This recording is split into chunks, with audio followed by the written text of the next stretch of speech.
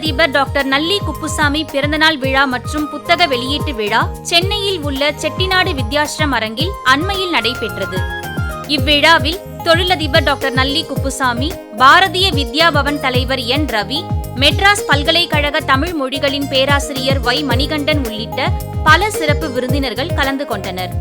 இவ்விழாவில் தொழிலதிபர் நல்லி குப்புசாமியின் குறும்படம் திரையிடப்பட்டது. இவ்விழாவில் சிறப்பு விருந்தினர்கள் கௌரவிக்கப்பட்டனர்.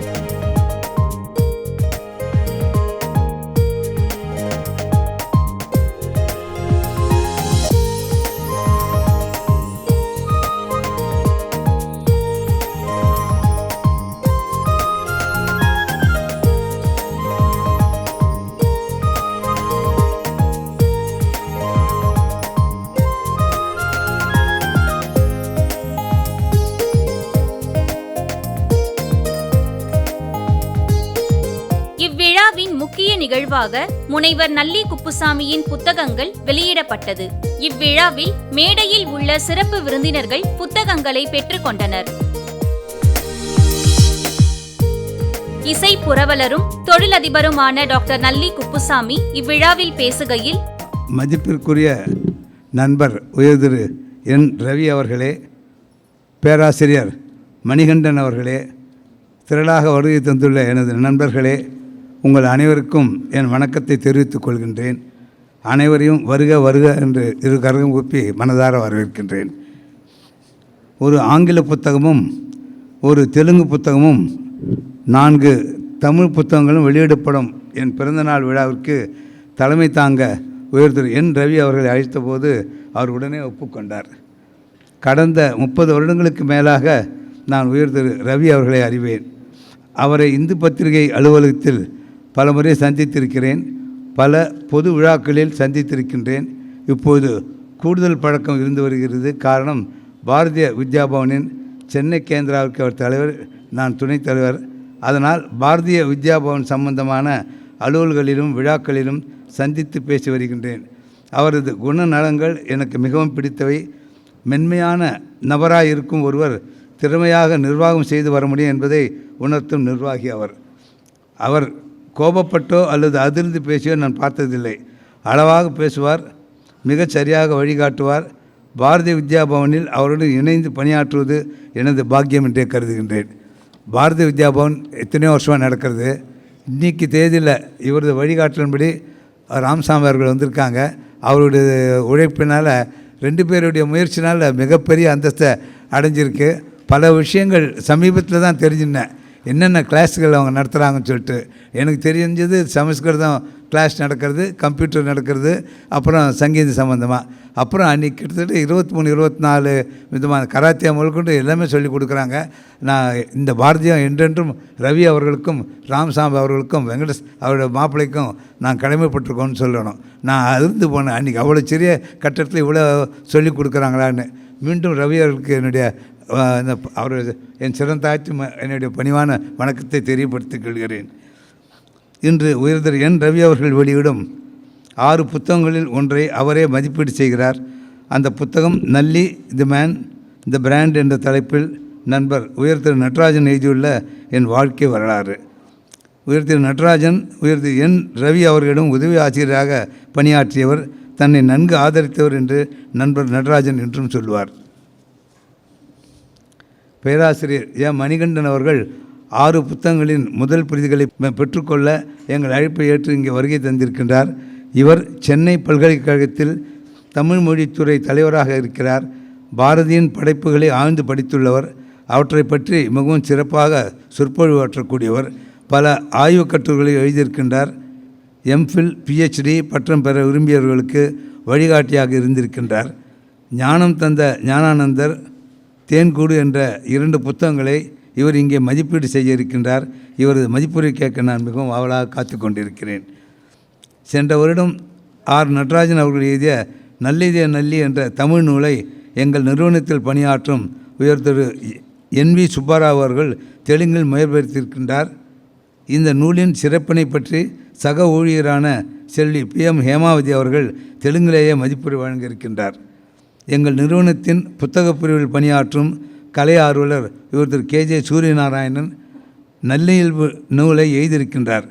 இதற்காக இந்நூல்களில் உள்ள நிர்வாகியல் கருத்துக்களை மேற்கோள் காட்டியிருக்கின்றார். நல்லியும் நகரத்தாரும் நண்பர்களும் என்ற நூலை தொகுத்துள்ளவர்கள் என் நண்பர்களான உயர் திரு சிதம்பர வைத்தியநாதன், உயர் திரு கரு மீனாட்சி சுந்தரம் அவர்கள். இந்த 2 நூல்களையும் நண்பர் ஆர் நடராஜன் அறிமுகப்படுத்த இருக்கின்றார். இப்படி என் நண்பர்கள் அனைவரும் என் மீது கொண்டுள்ள அன்பை இலக்கிய வழியில் வெளிப்படுத்தும் விதத்தில் நான் மிகவும் சந்தோஷப்படுகின்றேன். புத்தகத்தை தொகுத்துள்ள உயர் திரு மீனாட்சி சுந்தரம் அவர்கள் பிரபல பதிப்பாளர் தமிழ்ப்பண்ணை உயர் திரு சின்னண்ணாமலை அவர்களின் பேரன். இவரது தகப்பனார் கருணாநிதி அவர்கள் ராமகிருஷ்ணா மிஷன் உயர்நிலைப் பள்ளியில் என்னுடன் படித்தவர்.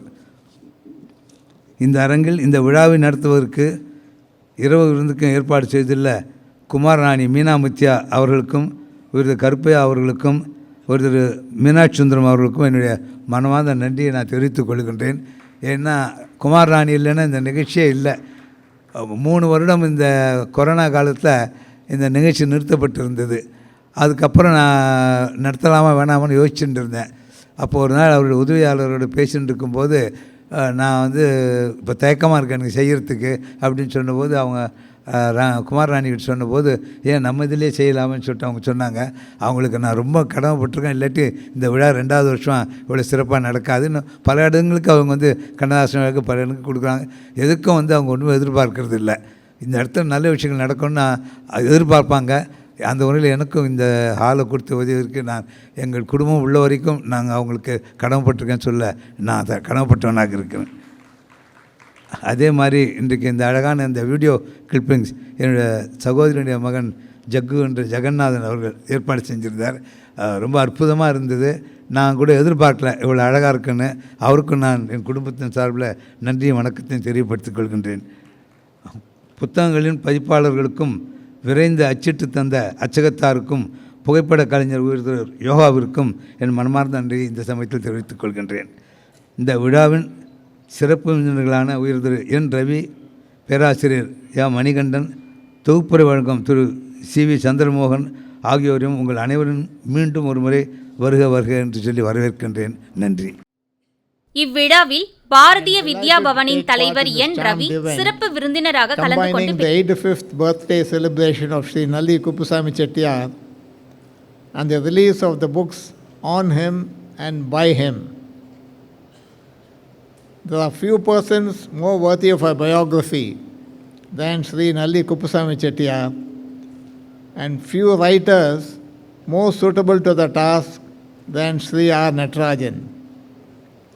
This is an objective assessment based on a full reading of the biography, and I have tried to keep out the bias arising from my long and close association with both the author and the hero. The author has been a college principal, senior journalist with The Hindu, political advisor at the American consulate, and is a prolific and award-winning writer as well. Sri Nalli Kuppusamy Chettiar's persona, his work, and his contribution to society at large are summed up admirably by Sri Natarajan in the opening lines of the book on the word Nalli. And I quote from the opening lines of the book, "The one word tells all. It connotes a clan of weavers, a chain of cloth stores, a brand in silk, quality goods, customer care, ethical business, munificence to education, art, culture, and literature, besides probity in public life." The book deals with the history of the Nalli clan, his grandfather and father, Sri Kuppusamy Chettiar's schooling, entry into the business as a teenager and learning the ropes, his eye for quality, customer care, his friendly approach to competitors, his innovative measures, and the vast expansion of the Nalli business empire under his watch within the country and abroad, and the effulgence of his charity that has left no worthwhile cultural or educational cause unsupported. one of the strengths that Sri Nalli Kuppusamy Chettiar brought to the business was his keen assessment of quality, particularly of silk, where he allowed no compromise. Fixed price early on was one of his innovations. It may seem strange to us now when we are used to fixed prices everywhere. In earlier days, however, every textile shop witnessed intense bargaining among customers and the sales staff. This, Sri Nalli felt, was good neither for business nor for the customers, and was the first to introduce the concept of fixed price in textile stores. Sri Nalli considered the other textile dealers not as competitors as we would normally designate them, but as fellow businessmen. He himself went out on several occasions to open the showrooms of whom we would consider rivals, but whom he saw as friends in the same trade. On one occasion, it is recounted in the book, one showroom in the neighborhood, housing several showrooms, was burnt down in a major fire.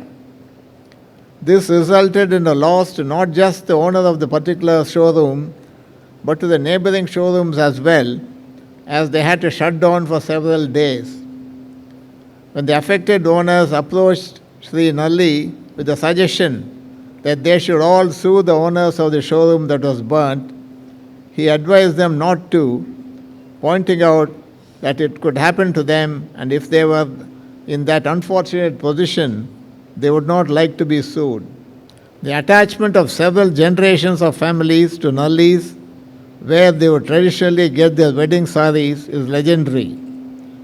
His care for customers is a particular trademark, and he has gone out of the way to order some sari that was not immediately available and deliver it personally, or even direct customers to a rival showroom where it was available.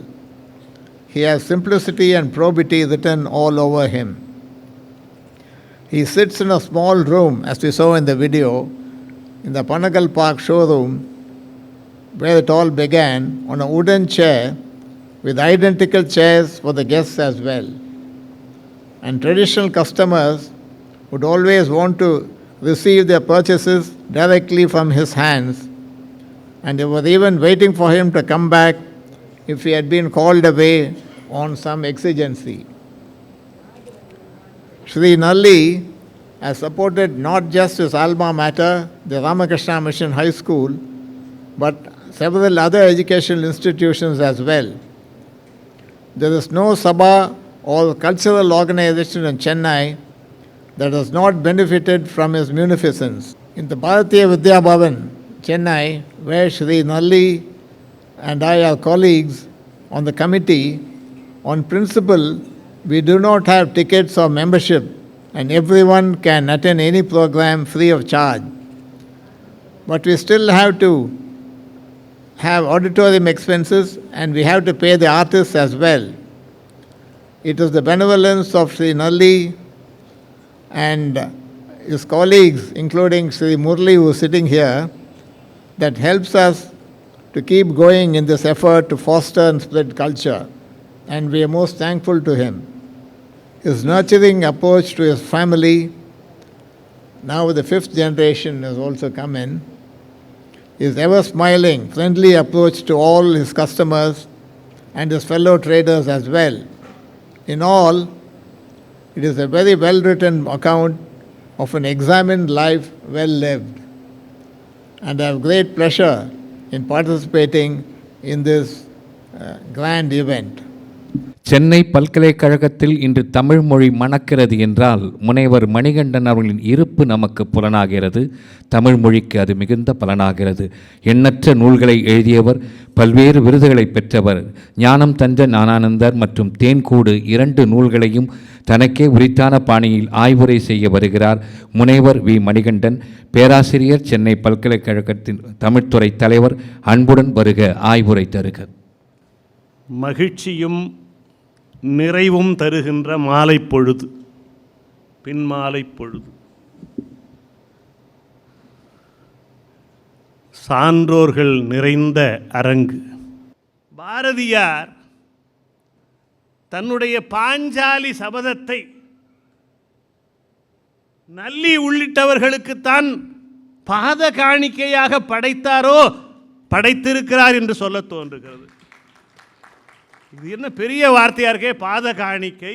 நல்லி நம் காலத்தவர், சாதாரணமானவர், எப்படி மிகையாக புகழுகிறாரோ என்று உங்களுக்கு சிலருக்கு தோன்றலாம். மிகையாக பேசி பழக்கம் இல்லாதவன் நான். பாரதியார் பாஞ்சாலி சபதத்தை படைத்தபோது அந்த நூலை யாருக்கு காணிக்கையாக்கினார் என்றால், தன் காலத்தில் வாழுகிற யாருக்கும் காணிக்கையாக்கவில்லை. எதிர்காலத்தில் இனி பிறந்து வந்து தமிழ் மொழிக்கு அழியாத பெருமையை ஏற்படுத்தக்கூடிய காவியங்களை யாரெல்லாம் படைக்கிறார்களோ, படைக்கிறவர்களுக்கெல்லாம் யாரெல்லாம் கைங்கரியங்கள் செய்கிறார்களோ அவர்களுக்கு இந்த பாஞ்சாலி சபதம் காணிக்கை என்று எழுதினார். நல்லி அவர்கள் 1000 எழுத்தாளர்களுக்கு விருதுகள், உதவிகள் செய்து அவர்களுடைய எழுத்து பணியை உச்சத்துக்கு கொண்டு வந்து மறைவிலே, திரைமறைவிலே ஒளிர்கிறார். இன்றைக்கு கூட அந்த விளக்கு ஏற்றப்பட்ட போது ஒரு திரியையாவது அவர் ஏற்றுவார் என்று எண்ணினேன். எல்லோருக்கும் எடுத்து கொடுத்தாரே தவிர அதிலே தான் வந்து முன்னிலைப்படுத்தி கொள்ளவில்லை. அப்படி தன்னை முன்னிலைப்படுத்தி கொள்ளாமல் வள்ளுவ பெருந்தகை சொல்லுவார் அல்லவா, நிலையில் தெரியாமல் அடங்கியவனுடைய தோற்றம் மலையினும் ஆன பெரிது. ரொம்ப குள்ளமான உருவம்தான், ஆனால் நம்ம மனசிலெல்லாம் அவர் இமயம் போல நல்லி திகழ்கிறார். ஏன்? நான் அவர் செல்வர் என்பதற்காக அவரை நான் மதிக்கவில்லை. செல்வம் சகடக்கால் போல். செல்வம் இருப்பது ஒரு பெருமை, ஆனால் செல்வமே பெருமை இல்லை. ஆனால் அவர் ஆற்றிய பணிகளால், அடக்கத்தால் அவர் மாபெரும் செல்வர்களை காட்டிலும் நம் நெஞ்சத்தில் இமயம் போல வீற்றிருக்கிறார். இந்த குள்ள உருவம் எப்படி இமயமாகிறது? நிலையில் தெரியாத பண்பு. அவர் என்ன மகத்தான சாதனை செய்தார்? பாரதியார் பாத காணிக்கை செய்கிற அளவுக்கு நம் காலத்திலே பாரதியாரை 100 கவிதைகளும் கட்டுரைகளுமாக புதிதாக ஒரு மனிதர், மகத்தான மனிதர் கண்டுபிடித்து கொடுத்தார். அவர்தான் 12 திருமறை போல பாரதியார் கவிதைகளை, கட்டுரைகளை, கதைகளை 12 தொகுதிகளாக ஆக்கி கொடுத்தார். அந்த மகத்தான மனிதரின் பெயர் சீனி விஸ்வநாதன் என்பது. 12 தொகுதிகளாக கால வரிசையிலே பாரதியார் படைப்புகளை உருவாக்க வேண்டும் என்கிற எண்ணம் அந்த சீனி விஸ்வநாதனுக்கு எப்படி தோன்றியது? பாரதியார் வாழ்க்கை வரலாற்றை எழுதி முடித்து அவர் வெளியிட்டிருந்தார். இந்த பெருந்தகை அவரை சந்திக்க போனார். அடுத்து என்ன செய்ய உத்தேசம் என்று கேட்டார். அவர் சொன்னார், சீனி சொன்னார், இன்னும் ஒன்றும் திட்டமிடவில்லை என்று. உங்களிடத்தில் தான் ஏராளமான ஆவணங்கள் இருக்கின்றனவே, யாரிடத்திலும் இல்லாத பாரதி செல்வம் இருக்கிறதே, கால வரிசையிலே பாரதி படைப்புகளை எல்லாம் உங்கள் ஆவணத்தை பயன்படுத்தி உருவாக்கி விடுங்கள் என்று அடியெடுத்து கொடுத்தார். அதன் விளைவுதான் இன்று பாரதி உலக அரங்கத்தில், இந்திய அரங்கத்தில், தமிழ் மண்ணில் 12 மகத்தான தொகுதிகளாக பரிமாணம் காட்டியிருக்கிறார். அதற்கு அடியெடுத்து கொடுத்து பாரதியலுக்கு மகத்தான சாதனையை செய்தவர் நல்லி குப்புசாமி செட்டியார். நல்லி அவர்கள் கலைகளின் காதலர், கலைகளின் ரசிகர். அதனால தான் அவரை கலை மாமணி என்று தமிழ் சமூகம் கொண்டாடுகிறது. பாரதியலுக்கு மகத்தான பணிகளை செய்திருக்கிறார் என்று சொன்னேன். கலைகளுக்கு மகத்தான பணிகளை அவர் செய்து கொண்டிருக்கிறார். செல்வம் இருப்பவர்கள் எல்லோரையும் நாம் மதித்து விடுவதில்லை. யார் அந்த உச்சத்தில் இருந்தாலும் எளிமையோடு இருக்கிறார்கள். உயரத்தில் இருப்பது பெருசில்லை, உயரத்தில் இருக்கும்போது எளிமையாக இருப்பது தான் பெரிது. அப்படி நம்மிடையே வாழுகிற அபூர்வமான சில மனிதர்களில் ஒருவர், ஒப்பற்றவர் நல்லி. அதனால்தான் இந்த சென்னையிலையோ தமிழ்நாட்டிலையோ எந்த விழா நடந்தாலும் நல்லியை கூப்பிடலாம் என்கிற ஒரு கருத்து வருகிறது. எல்லாரையும் நாம் கூப்பிட விரும்புவதில்லை. அவருடைய பண்பு, அவருடைய சிறப்பு. தமிழ்நாட்டில் மொழிபெயர்ப்புகளுக்காக ஒரு அமைப்பு, விருது, இதற்கு மகத்தான பங்களிப்பை செய்து கொண்டிருக்கிற இன்னொரு பரிமாணத்தை கொண்டவர் நல்லி அவர்கள்.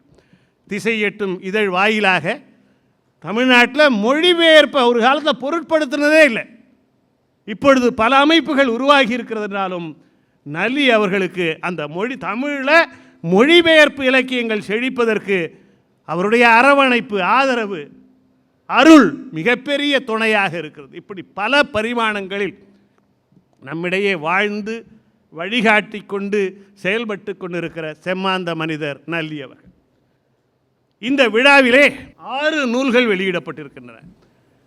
தமிழும் ஆங்கிலமும் தெலுங்கும்.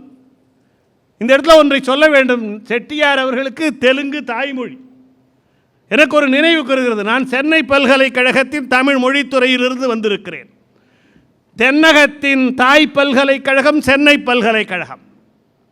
இந்த பல்கலைக்கழகத்திலிருந்து ஆந்திராவில் பிரிந்த முதல் பல்கலைக்கழகம் ஆந்திர பல்கலைக்கழகம், யூனிவர்சிட்டி ஆஃப் ஆந்திரா.